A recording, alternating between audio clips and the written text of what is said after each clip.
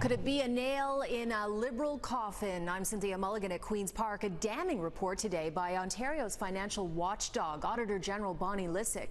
She claims that the Liberals have understated the deficit by billions. In fact, she says the deficit is $11.7 billion, not the $6.7 billion that the Liberals projected in last month's budget. And there are more numbers that suggest things aren't as fiscally rosy as the Liberals have been portraying.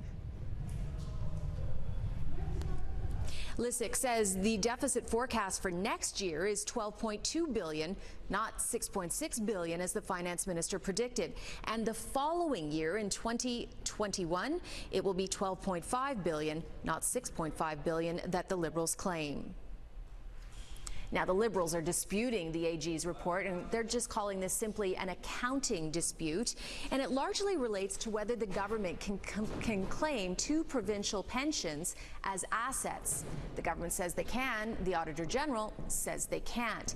And remember that hydro rebate for 25%? Well, the Auditor General says that the Liberals have not accurately reflected its impact on the bottom line. So the bottom line, though, is their way of accounting makes the books look far healthier.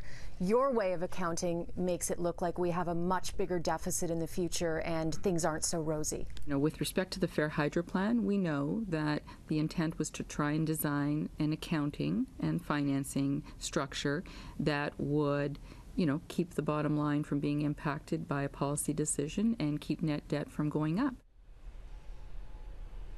What does the finance minister have to say about all this? Well, he stood right about here and answered questions.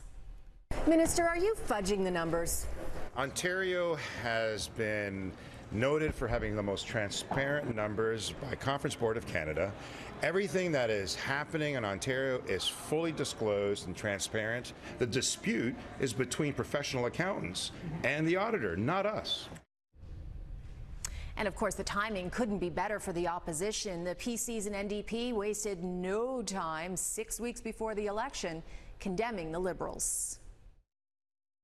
When government makes a decision to spend money, it should show up clearly and transparently on the books. And in this case, it doesn't. A year ago, the Liberals promised us that they would have a balanced budget. They lied. They said that they had a $6.7 billion deficit. They lied. So the bottom line, though, is it will make great election fodder on the campaign trail. However, whoever is the new leader, if the AG is right, they're going to inherit a $5 billion deficit the moment they take office.